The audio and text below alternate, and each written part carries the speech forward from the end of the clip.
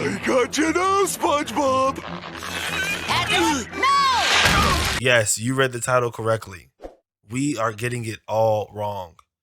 Now we're going to be talking about two perspectives as well as going over the entire game to see if everything is warranted. Number one, people mistake MK1 hate as hate and not criticism. Number two, what people are asking NetherRealms to change and add to the game is unrealistic. Let's get into it.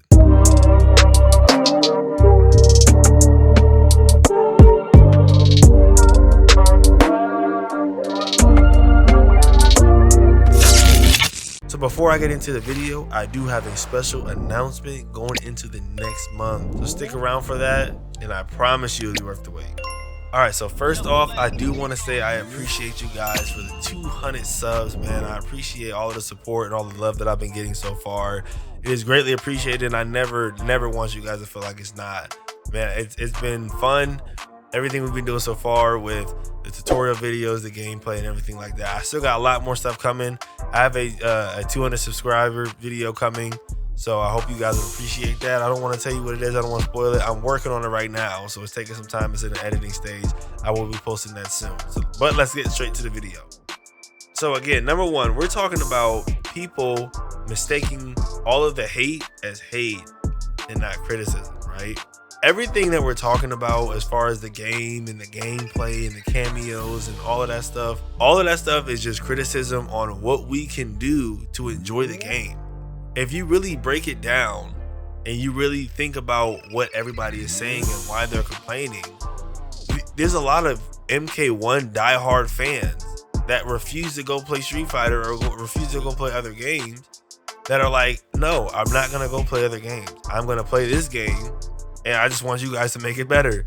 There's absolutely nothing wrong with that. It's just criticism. When we play video games like Madden and 2K and all those other games, everybody has criticism as to why they want the game to get better, right? If I'm not a Tekken fan, I don't care about what Tekken's doing wrong because I'm not going to play it. So just remember that. People that are complaining are expressing their frustration because if you just stay quiet, then NetherRealm's going to think that there's nothing wrong with the game. So people have to comment and they have to say things. I know a lot of people get on MK Tom Brady and they get on Sonic Fox and all these people just complaining about the game and they're like, well, just stop playing it. It's not that simple. If you love the game and you love the franchise, you're going to do everything you can, and, you know, as much as you can to try to make the game better. So what I would like to do is I want to, you know, let's just quickly go over a lot of the things in the game. I have a couple of topics that I wanted to go over. And just let me know what you guys think about some of these things in the comment section. I'm trying to be a little bit realistic to see if the game is actually good. And what we're simply going to do is if the section is good, then we'll give it a green. If the section is bad, we'll give it a red. And we'll just see, you know, are they over exaggerating or is the game actually really good? So let's go ahead and get started. And then we are going to be talking about that second point I said earlier, but we'll talk about that a little bit later. So number one is the story mode, right? Right off the bat, I'm going to give the story mode a green, right? The only thing that I have a problem with, and literally is the only thing I have a problem with, is some of the storyline is, it just doesn't make sense, right? Like we're having this amazing world versus world tournament, but they're having it in in Sindel's backyard, it seems like, or just like right in the middle of her castle. Like that doesn't even make sense. There's no big crowd. They've had big crowds in other games, like in MKX and MK9. Like they had battles in front of big crowds. So I'm just confused as to why they couldn't execute that this time around. But that's a problem. But there's nothing worse than Reiko's introduction.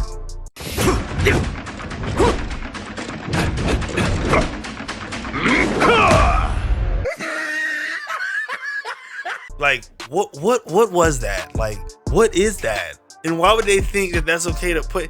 That's horrible. The moves look stiff. Nobody's impressed. We're just sitting here watching him, and then he gets his behind kick. And then also, I know I said one thing, but these things are coming up in my head. I didn't script this, guys. I'm just going off the top of the cranium, the danium. So also, I don't like how, you know, let's be a little bit more realistic, right? General Shao just loses to Raiden. Raiden just figured out how to get the electricity thing, crap, the emblem, and he loses. It's a green light on the story mode. I did have fun with the story mode. I did like what they do, how they implemented everybody. So yeah, story mode, green light. Invasions. I'm not even gonna waste time on invasions. Everybody knows why invasions is bad. It's boring, it's repetitive. The style of them having the invasions and that replacing the crypt was bad. I think if they had invasions and the crypt, it maybe would have been like a little bit better and like downscale the invasions a little bit or do something else with it. But for it to replace the crypt, bad. We're gonna give that a red. Practice mode. There's a lot of bugs at first with the practice mode, but I do enjoy the practice mode. The only thing, and this is hard, I'm not gonna give it a red because of this. I'll still give it a green. So cue the green. Pop. Okay, great. I'm gonna give it a green because the practice mode is a lot better than I remember in MK11. The only thing I have a problem with is there's no online practice, right? So you can't go with your friend and you can't go practice the game. Yeah, you can't practice different things that you guys find out. So yeah, that's the only downfall I say about the practice mode, but the practice mode is pretty good. Again, let me know any of these sections that I'm giving green or I'm giving red. Let me know what's your opinion and how would you rate these same exact categories in your opinion. Next, we go on to online play. Now, wait. I have not had the bad luck with the desyncs. I think I've had like maybe 2 or 3 desyncs. But if I'm going from the opinion of the majority, I have to say the online, just with the desyncs alone, are trash. And the fact that they haven't even moved a foot to let's stop everything we're doing to fix this. I don't even care if they postpone Peacemaker to fix this, because you can't play the game. It doesn't matter if we get Peacemaker or if we get Chameleon, even though that was a great asset to the game, which we'll get into that later. But people need to be able to play the game. And I'm not going to be biased and say, oh, the desyncs don't matter because I don't deal with it. No, that sucks. I would hate to. The only reason why I play the game is to play online. So me as a casual player, if I'm just getting on, playing it every now and then, yeah, I want to play the game. Moving on to Wi-Fi filters. The Wi-Fi filter is great. The only thing I have a problem with is, actually, no, I don't have a problem with Wi-Fi filter. I'm going to give the online a red. If I'm being realistic, if I'm thinking about Street Fighter, even though I don't play Street Fighter, I would love to practice while they're looking for a match. Sometimes while I'm recording a video, literally while I'm editing, I have to cut so much time out because there's so much time of me looking for a match, finding a Wi-Fi player, and you know, I get so many Wi-Fi players, I have to do like 4 or 5 declines before I can even get into a game. So I'm gonna have to give the online a red. There's too many problems. And then we still got the Warrior Shrine and the practice. It's like they got too much stuff that's locked. Why isn't it? why can't we play this stuff? Like, it's on here for a reason. Like, why do I have to wait so long to play this stuff when, you know, the game just feels a little half done, and it shows. So yeah, moving on to the customization. All right, so back in MK11, we could customize like 3 or 4 different items, and now we only can customize 1 item, and we have limited palettes. Now, I feel like we got a little not really spoiled, but they had, you know, like maybe like 4 or 5 different, maybe sometimes even 6 different type of costumes, but we had like every color imaginable in those ones. It's just it was a bigger variety. It seems like the entire section of the customization, they kind of took a step back in that area. Now, every character probably has like 1 or 2 skins that are like, okay, I actually like them. MK11, they wasn't too crazy, but in my opinion, there was a little bit better. We're not even gonna talk about MKX. It's blowing it out the water. I feel like some of the skins on MKX was amazing. I'm gonna give the customization a red. I'm gonna have to give the customization a red. So again, with the roster, I'm gonna give the roster a grade, automatic. I'm not even gonna waste time. Best roster for any MK game so far. That's in my opinion. You know, they added things like, you know, having Tanya in here with Reptile, and then we're gonna have Ermac in here later with Takeda, and then, you know, we still got the core: Liu Kang, Scorpion, Sub-Zero, Kung Lao, blah blah blah. But then they added Natara. Natara is my main right now, as you can see. Natara is my main. And then, you know, then we got, you know, we still got Garrus, and then, you know, with Melina, you have all of our classic cameo, or not cameos. We have all of our classic characters. And then we got those, you know, Shijinko, even though he's trash. We still got Shijinko, and we got Motaro, we got Darius. Like all of these cameos that we haven't seen in actual games in a long time. So I feel like this is the best roster in any MK period. Let me know how you feel about that. What would you say is the best roster from all of the MK so far? Gameplay.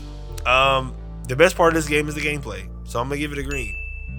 But it has its flaws, right? Even with the gameplay probably being good, in my opinion, it's one of the best gameplays that we have. It's a tie between MKX and this. I feel like MK11 was more tactical. Like I don't know. It wasn't like a casual friendly. You kind of really had to know what you were doing to play MK11. So I do understand the hate that it got.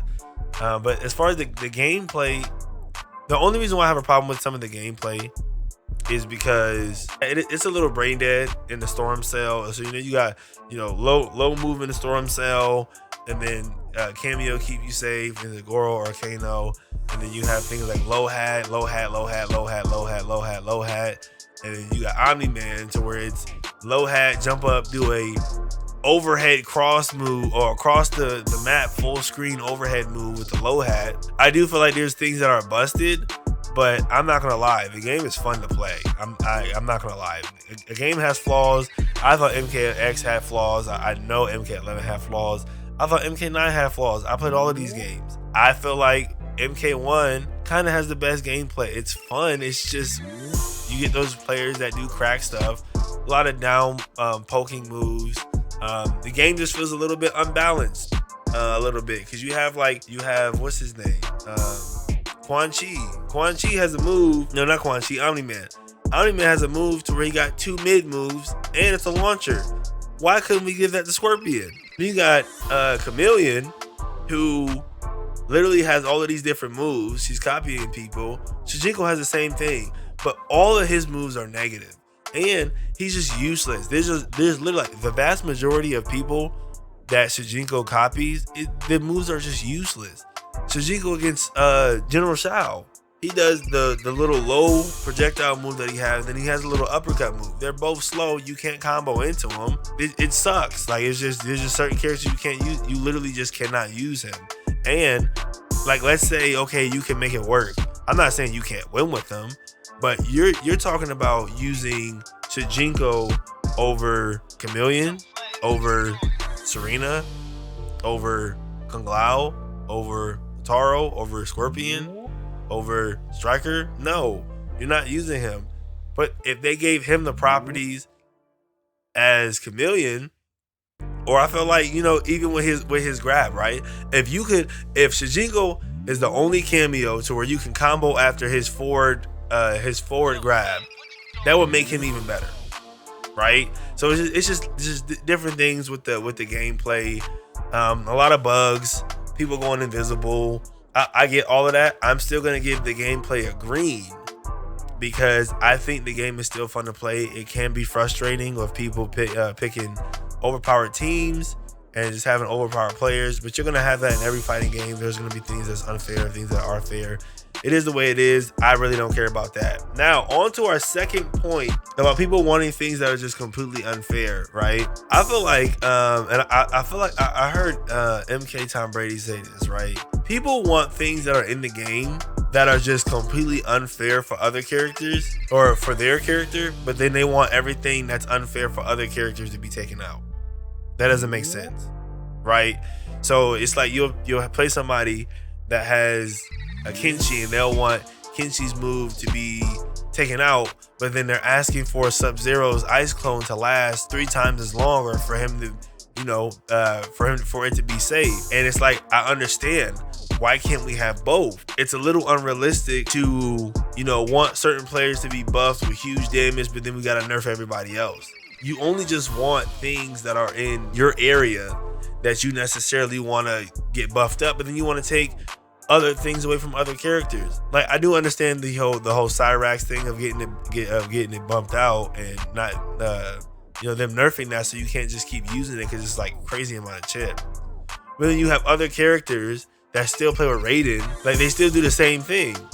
It doesn't matter. So then I feel like character like Natara, since she is low-key the worst player in the game, she should have a lot of plus frames. She should have an overhead frame that is safe on block. Why not? What's his name? Raiden has one. There's a lot of overhead moves that are safe on block. Rain has one. So I feel like Natara's forward moves, her little forward 1-2, that should be safe on block. She should have a lot of safe moves because she literally doesn't have anything else to work for. You want them to make everybody boosted, all the cameos boosted, everything boosted. Then when the game gets a little redundant because everybody's doing 50% combos, then it's gonna be too boring. So it's like we gotta be a little bit more realistic on what we want NRS to do. But like I said, we have a surprise at the end of the video. We have a surprise. Next month is February, and that is Black History Month. A lot of you streamers out there, y'all don't really support. If y'all support black people, then only use black characters. Now I don't know if I'm gonna just do black characters and black cameos. As of right now, I'm only using black characters. And right now, we only got 2-ish. We got Geras and we got Tanya. Let me know what you guys think in the comment section. I know I said a lot. I try not to ramble, try to get done as fast as possible. But yeah, let me know what you guys think. And are we at a state to where we cannot return? Let me know how you feel. How did you guys rate these games? How did you guys feel about, would you give the story mode and invasions and practice mode and stuff like that the green light? That's all I have for this video. I appreciate you guys. I will see you on the next one. I got my videos and stuff posted soon. I will see you guys. Peace.